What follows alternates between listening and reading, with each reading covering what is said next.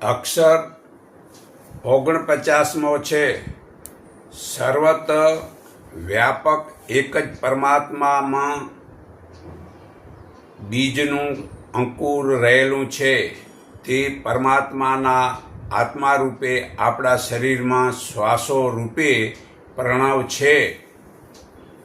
જે વ્યાપક વિભૂતિવાળી પૃથ્વીમાં ઉગે છે તે શક્તિ બીજમાં સમાયેલી છે, પરંતુ જ્યાં બીજ ન હોય ત્યાં ઝાડ વૃક્ષ ઉગી શકતું નથી, અને બીજના અંકુર સિવાય એકલી પૃથ્વીમાંથી કદાપી કાંઈ પણ ઉગી શકતું નથી।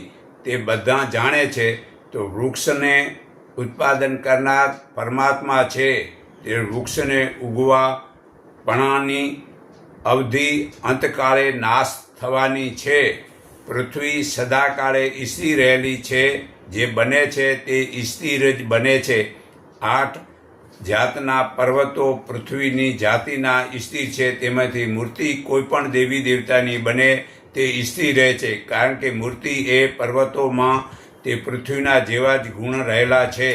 તે આત્મા પરમાત્મા રૂપ ભૂમિકામાંથી બને છે, પરંતુ તે આત્મામાં પરમાત્માના જેવા સ્વભાવ હોતા નથી। તે ચેતન આત્મા પોતે એક જ છે, પરંતુ તે આત્મા જ્યાંથી ઉત્પાદન થયો છે ત્યાં છેવટે આ શરીરનો છોડીને એકતા રૂપે ધ્યાનથી તે પરમાત્મામાં ભેગો ભળી જાય છે। એ આત્મા સીમિત છે, પરમાત્મા અસીમ છે।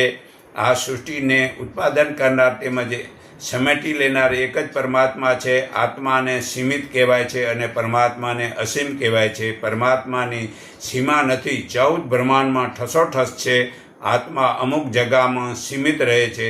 તો ગુરુની વાણી સત્ય છે, અને સત્ય પરમાત્માનું જ્ઞાન ગુરુ વડે મળે છે। તે ગુરુના જ્ઞાનને જીવનમાં ઉતારો તો મનુષ્ય જન્મ સફળ થાય છે। જે બ્રહ્મજ્ઞાની ગુરુ કરતો નથી, તે આખી જિંદગી જળ મૂર્તિના કર્મકાંડ કરી જાય છે, તેવા અજ્ઞાની 84 લાખના દુઃખો ભોગવે છે। પણ જે સદ્ગુરુનું જ્ઞાન પ્રાપ્ત કરે છે એ 84 પાર કરી જાય છે, 84ના ચક્કર છૂટી જાય છે।